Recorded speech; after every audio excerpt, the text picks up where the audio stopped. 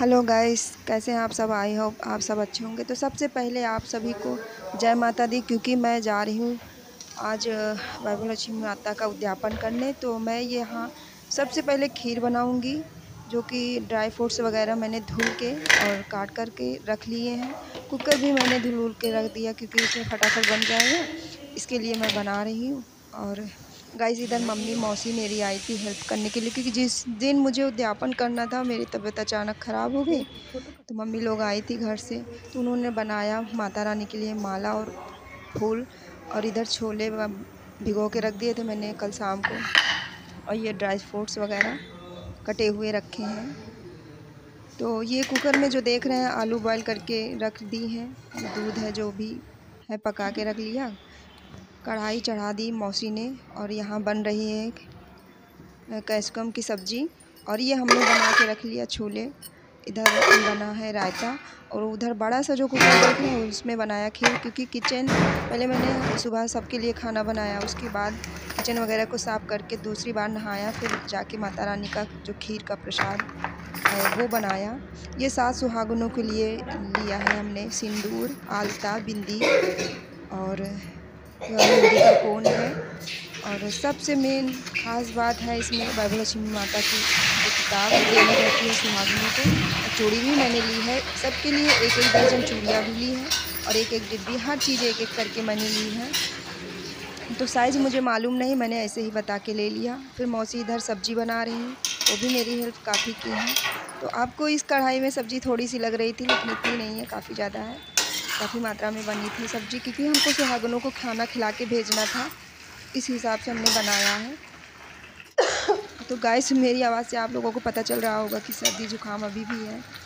और तो इधर मैं शायद पूजा की भी तैयारी कर रही थी साथ साथ में, क्योंकि टाइम ही हो रहा था और दोपहर से लग गई थी।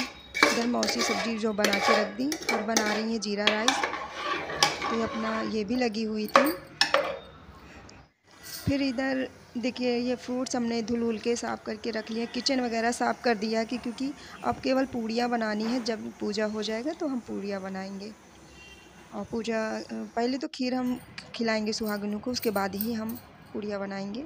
तो गाइस, मैं हो गई तैयार। आप सभी को बता देंगे कि लक्ष्मी माता के व्रत में पूरा अगर चाहें तो आप रेड पहने साड़ी वगैरह, और मैंने वैसे ही किया है। और हर शुक्रवार को हम करते हैं। बिल्कुल आसान विधि है, इसमें कुछ ज़्यादा आपको करना नहीं है। तो हमारी पूजा इधर हो गई है। पूजा होने के बाद भाभी लोग गाना गा रही हैं, तो आप लोगों को सुनाई दे रहा होगा।